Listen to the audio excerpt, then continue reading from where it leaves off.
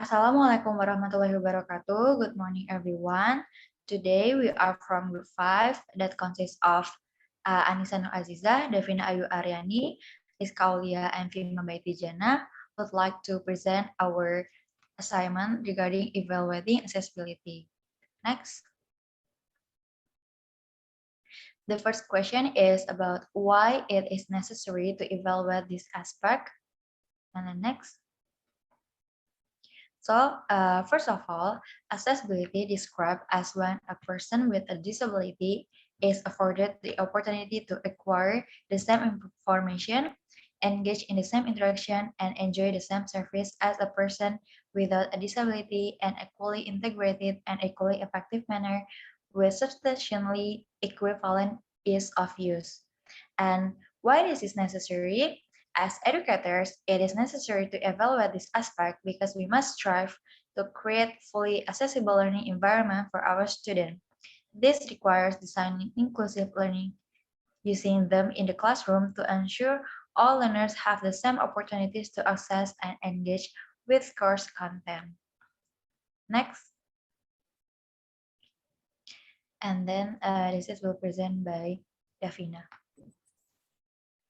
All right, the second question is, how can you perform the evaluation activity? Next. So to evaluate the accessibility of digital tools, the educators can use the POUR model, which stands for perceived, operable, understandable, and robust. When evaluating a digital tool with the perceivable principle, the educator should examine whether all students can interpret and interact with all aspects of the digital tool. When it comes to operable principles, the educators should check whether the digital tool provides assistance to record progress and alter the pace of the presentation and content with its element and features.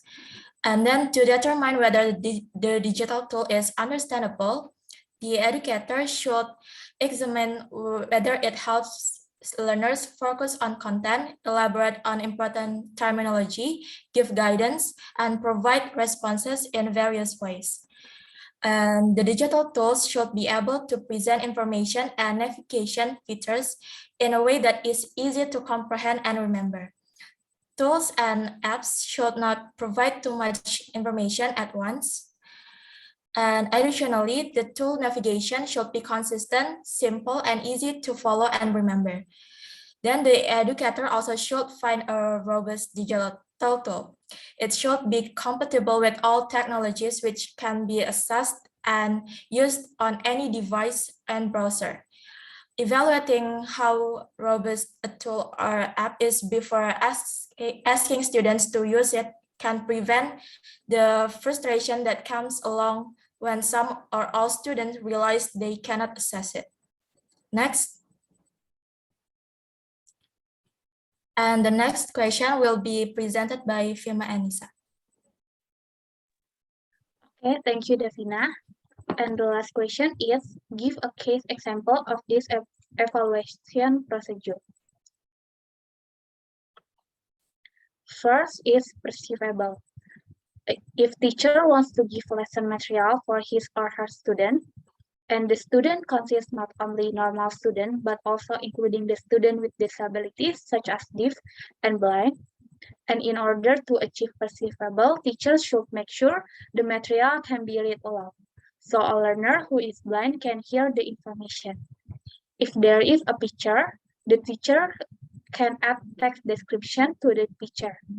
It is because the student who use text-to-speech technology will only get an accurate description of the picture if the teacher provides a text description. And second, operable. When the teacher gives lesson material, it should be operable content. Teacher can organize the content of the material into sections with descriptive headings to help students with understanding and improve navigation for everyone. And if students select a link in the table of content, they can quickly skip to any section in the document. It will save them valuable time on longer documents. Next will be presented by Anita. Okay, thank you, Fima. Next is understandable.